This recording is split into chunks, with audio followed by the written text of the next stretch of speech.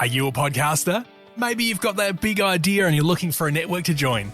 The multi-award-winning Ozcast network can get your content to eyes and ears all over the world. Join now for the first month free, and you could be featuring this sound at the beginning of your podcast. Ozcast. Simply head to ozcastnetwork.com for details.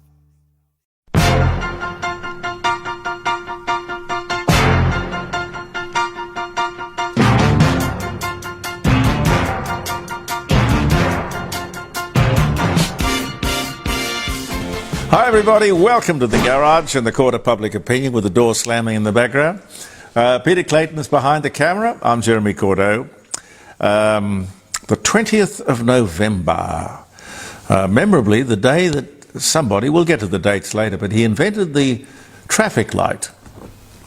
The traffic lights. Interesting. Speaking of things you remember, I do remember when I was with 5DN, years ago, we would ring a family who had become famous here in Adelaide for really a fabulous Christmas display, Christmas decorations. They would put it up every year, hundreds of miles, I'm not exaggerating, hundreds of miles of Christmas lights. God knows what it cost. People would come from everywhere. It was a tourist attraction. TV stations would be there. I don't know, it was out north somewhere. Does that still happen? I don't know. Are you going to put up some decorations this year? Are you going to do it? No. Pete, oh, really? Christmas spirit. I haven't got any, Jeremy. No, I don't either. Well, I got a few, but nothing you could put around the house in a room, you know, Christmas tree and bits and pieces. But if you're not going to put anything up, maybe you could ring me on Friday and tell me why not. 0491 65 68 60 is my number. jeremycordeaux.com. 9 to 12, live streaming, interesting guests, phone calls. You, maybe? I see more and more homes dressed up for Halloween. Why Halloween and not Christmas? What's going on? I don't know. Apart from the silly season, there's the festive season, and also the bushfire season. Now, this is interesting. Out last Thursday from Deakin University, the biggest study of the Victorian bushfires. These were a tragic event. Among other findings, it was questioning. Are you a podcaster? Maybe you've got that big idea and you're looking for a network to join. The multi-award-winning Ozcast network can get your content to eyes and ears all over the world. Join now for the first month free, and you could be featuring this sound at the beginning of your podcast. Ozcast. Simply head to ozcastnetwork.com for details. The value of controlled, or what they call preventative burns. Now, I've always been very skeptical about that, because so many times a controlled burn has gotten out of control and created more of a problem than they were trying to fix. Now, I hope to have the author of that study, Professor Don Driscoll. I hope to have him on the show next Friday morning. Really like to talk to him about what he discovered. The federal government wants to take big money out of politics. Now, it's aimed at elections, actually, because you'll never get big money out of politics.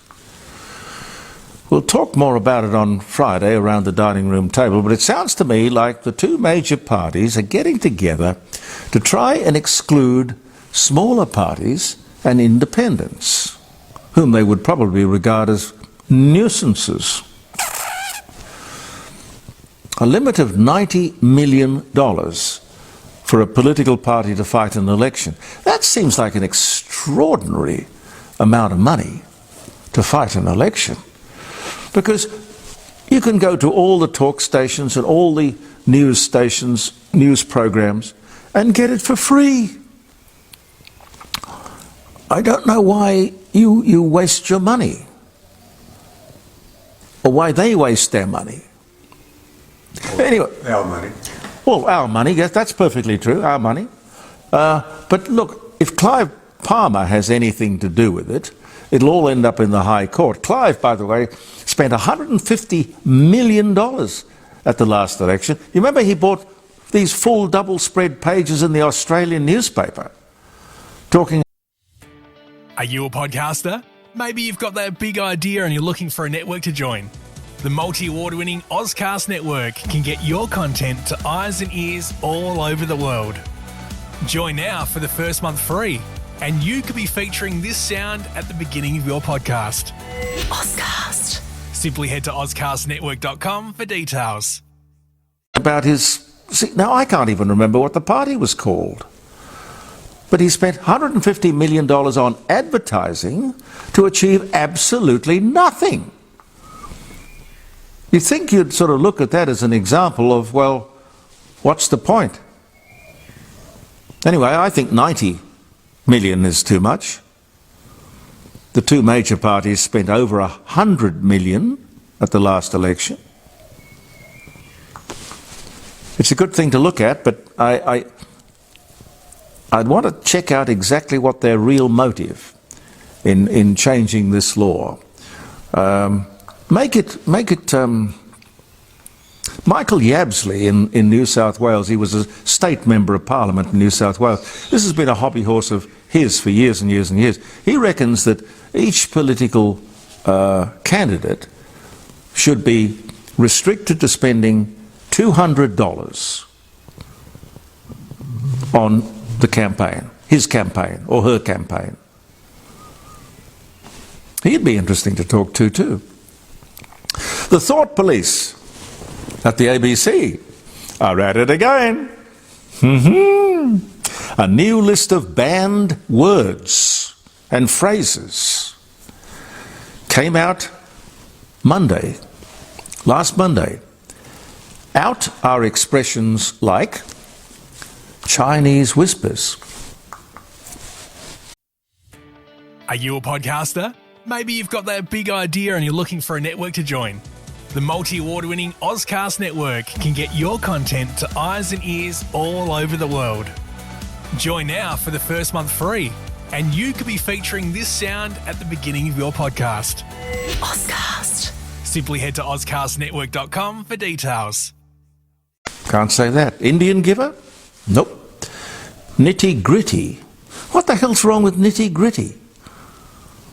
I don't even know what nitty-gritty means, getting down to basics, or the what's wrong with that?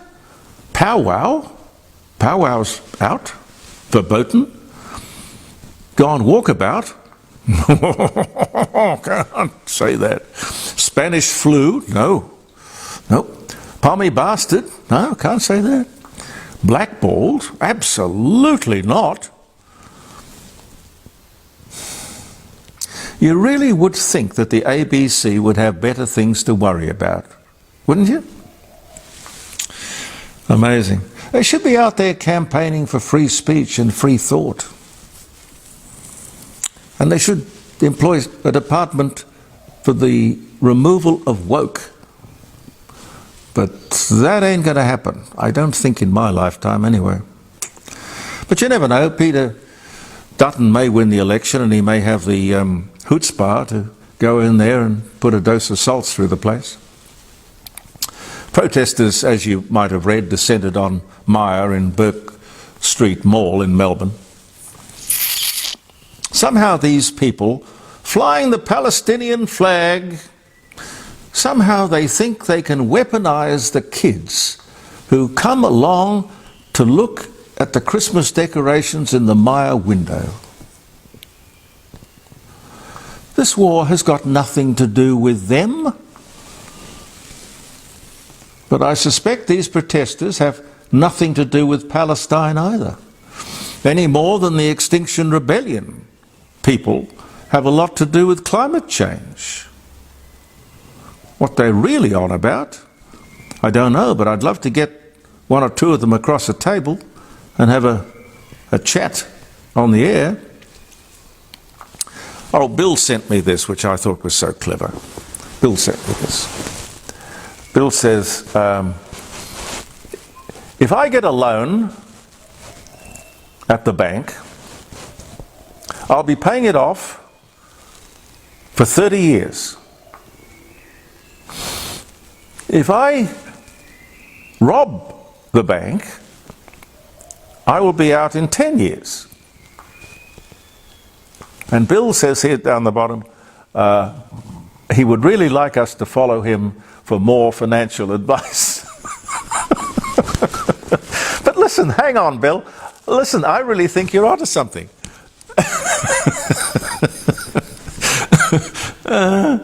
It all depends on whether the judge has a sense of humour, I suppose. I must be getting old. I don't get Schoolies. Pete, did you ever go on one of these Schoolies things? Are you a podcaster? Maybe you've got that big idea and you're looking for a network to join. The multi-award-winning Ozcast network can get your content to eyes and ears all over the world. Join now for the first month free, and you could be featuring this sound at the beginning of your podcast. Ozcast. Simply head to ozcastnetwork.com for details. Extraordinary. 20,000 kids descend on the Gold Coast, and here locally they head down to Victor Harbour. But the Gold Coast is the big deal. To party, to booze, drugs, you name it. Girls, boys, flirting with danger, dicing with death. Oh, it's all right. The previous Labor government has organised pill testing. The newly elected Liberal government is not going to have the pill testing next year. And I agree with that. I think it's just a terrible example to set. There's no way you can condone the business of taking drugs and then somehow telling the police who are there to try and keep things safe to look the other way. Where's the duty of care? Parental oversight? I just would not let a child of mine go to Schoolies. Letting down your hair is one thing. But this is all too risky. Too risky. Something else I noticed and followed up during the week. One of the symbols of woke that is most obvious is that person to one side who is using sign language. You know what I mean. Usually at a media conference, particularly at government media conferences. Now, when I sort of first saw it, and it's been going on for a long time, when I first saw it, I thought, well, that's a considerate little touch. But when you dig into it a bit, according to the last census, there are only 16,000 people in the entire country who know and use sign language. Ladies and gentlemen, 16,000 people out of nearly 28 million. If you tried to express that as a fraction, I don't think it would even be registerable. Why? This is another case of a government trying to fix a problem that doesn't exist or is really minuscule. Ring me up, tear my ears off if you think I'm wrong. They have subtitles on televisions these days anyway, don't they? Well, yes, they do. And the way most deaf people handle life is that they lip read. Yeah. The sign language thing is a dead thing. Well, according to the census report, you can Google that if you like. Now, don't forget one of our great sponsors, the Rising Sun Inn, 60 Bridge Street at Kensington, just off Kensington Road. It's a lovely old building filled with atmosphere and character. It won the Best Pub Inn award a few months back, and you can see that proudly displayed in the bar. It's a beautiful bar too. Don't know how old the bar is. It's got some patina, but it's very warm, welcoming, atmospheric, great wine list, although I must be careful of that. Great wine list, and the menu is fantastic. Grant will make you feel very, very welcome, whether you're having an end-of-year Christmas party, but you better be quick and order. I don't know, you'd have to book. I'll have to check with him to see if there are any bookings left. It's a very popular venue, and I understand why. It's very, very successful. A lot of people have known it most of their lives. And we're creatures of habit. I know I am. The Rising Sun Inn. Romantic dinner for two, or a product launch, end-of-year Christmas party, whatever. The Rising Sun Inn. You'll really love it, and it'll become one of your most favourite places. I know. I really do. Let's say, just hypothetically here, the use of fossil fuels do add to global warming. And I'm not convinced. But let's say for the argument, wouldn't it be logical to concentrate on those countries who do the damage, the most damage? Those countries who produce the most emissions. China, India, Indonesia, America, Europe. Anthony Albanese will happily make life difficult for us to achieve nothing. But why? Why? It's truly weird.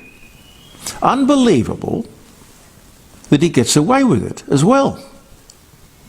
Nobody questions him on any of this stuff. We can't use our cheap coal and gas, but we can sell it to China and India, who use it to the benefit of their people. Are you a podcaster? Maybe you've got that big idea and you're looking for a network to join. The multi-award-winning Ozcast network can get your content to eyes and ears all over the world. Join now for the first month free, and you could be featuring this sound at the beginning of your podcast. Ozcast. Simply head to ozcastnetwork.com for details. And they do it without any criticism whatsoever. China uses our coal and gas to manufacture, for example, solar panels and wind turbines, and then sells them back to us. This is textbook insanity. Perhaps even more unbelievable is that people seem to be buying it, or more correctly, paying for it, with outrageous electricity bills. And another thing, no one seems to think or care about how we dispose of these things in the end. Solar panels have got a life of about 20 years. Then you've got to take them off the roof and do something with them. Wind turbines, lifespan of about 25 years, at which time I'm told it'll cost about $600,000 to dismantle and dispose of each of these turbines. Who's thought about it? More importantly, who's going to pay for it? How much time have I got, Pete? Yeah, a couple of minutes, yeah. Port Stanvac, I see, will sell its former coastline oil refinery site as prime residential real estate. This state Labor government says it is the residential property of a lifetime. I hope I've got that right. The residential property opportunity of a lifetime. Now look, I agree with that. I really do. This is beautiful. Absolutely beautiful. Right on the beach living. But hang on a sec. Isn't the official Labor line that all seaside property is under threat? Climate change and all of that? But I think, I was going to say deep down, I don't think even so deep down. I think they know all of that is a load of crap. Waterfront real estate will always be very desirable. And with this particular real estate, it's absolutely beautiful. But clearing it of pollution will be the key. It's been an industrial site for yonks. Maybe one little thought before I leave you and remind you about Friday. JeremyCordeaux.com, 9 to 12, around the dining room table. This one's interesting. Along with the law to ban children under 16 from social media, which I probably agree with, don't know how you actually pull it off, but I agree with it, introduced our new digital duty of care laws. Well, that sounds like a motherhood sort of statement, doesn't it? Duty of care laws. The government says they want to control the harm or potential harm that can be done by these online platforms. And the coalition agrees. Well, I think anybody would. But when you stop and think about it, you've got to say, have we gone barking mad? Social media companies will be forced to, because there are big penalties involved here, they'll be forced to keep Australia safe. Keep Australia safe. Wonderful thought. From reaction of harm or reaction to things that could be harmful, they will now have to prevent the harm. I'll leave you with that thought. How in God's name are they going to do that? How is that possibly going to work? You know, it's sort of like the nanny state. As far as the social media thing, I think the horse is bolted. I don't know. Again, my printer isn't working. So we'll do it off the screen. November 20. Happy birthday if you're having a birthday. Happy wedding anniversary. In 1923, on this very day, American inventor Garrett Morgan. What a great name that is, Pete. Yeah, is it? Garrett. Garrett was a steam train, wasn't it? A great big beautiful thing they called the Green Garrett. It was a steam train. Anyway, a different man. Garrett Morgan patents his traffic signal design, adding a caution between the stop and the go. An important development in automobile safety. Happy birthday to the traffic light. 1917, the first successful tank is used in battle at the Battle of Cambrai in World War I as Britain uses this new technology to break through the German lines. That was 1917. You know, the tank, correct me if I'm wrong, the tank is an Australian invention. But the bloke who invented it had terrible trouble trying to get the army or anybody to look at his technology. And I think ultimately the Australian Army didn't want a bar of it. I think ultimately it was the British Army who took up the idea of the tank. A little bit of history. Lewis Waterman, American insurance agent, but mostly remembered as the inventor of an improved fountain pen. I love fountain pens, don't you? That's not a Waterman. But fountain pens are lovely. 1837, this was the day he was born. 1945, the Nuremberg war trials begin as 24 Nazi leaders are put on trial before judges representing the victorious Allied powers. 1945, on this day. 1925, on this day, Robert F. Kennedy was born, brother of JFK, former Attorney General and presidential candidate. and sadly victim of an assassination. Rolls-Royce announced the acquisition of Bentley Motors on this day in 1931.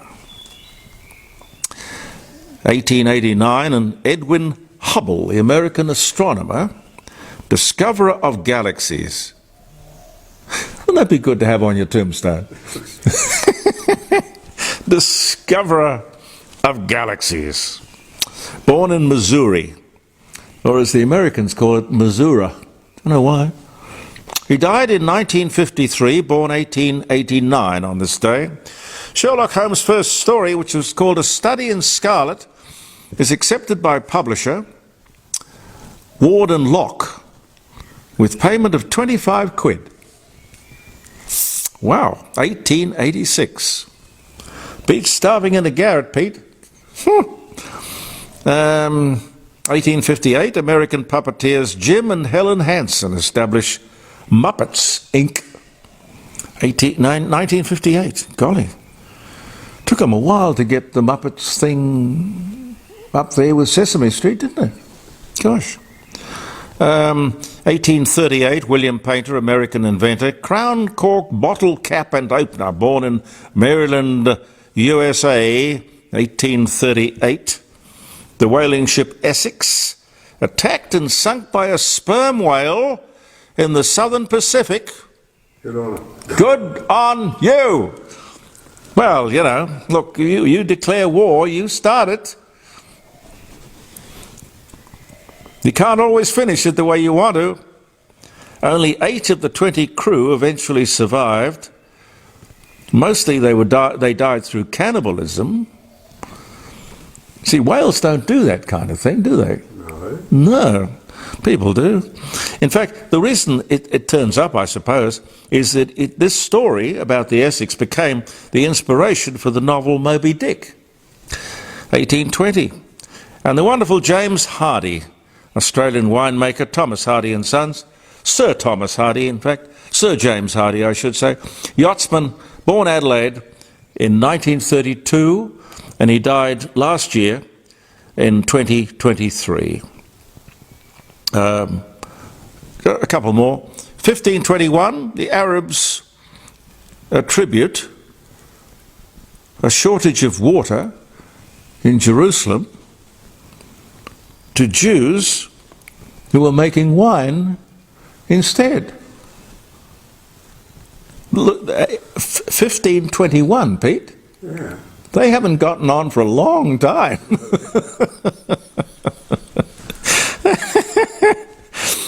Mind you, I could get into trouble for saying it, but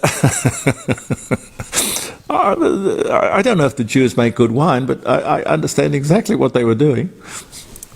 1942, Joe Biden, 46th President of the United States, was born on this day, 1942. Sleepy Joe, God bless you. Thank you very much for viewing the Court of Public Opinion, ladies and gentlemen. We will be back with you Tuesday and Wednesday of next week with more stuff. And of course on Friday around the dining room table, 9 to 12, jeremycordeaux.com. You might like to ring me. Love to have you on the show. Believe in yourself. I'm Jeremy Cordeaux. Peter Clayton and I wish you a very happy week. Believe in yourself. And goodbye from the Court of Public Opinion.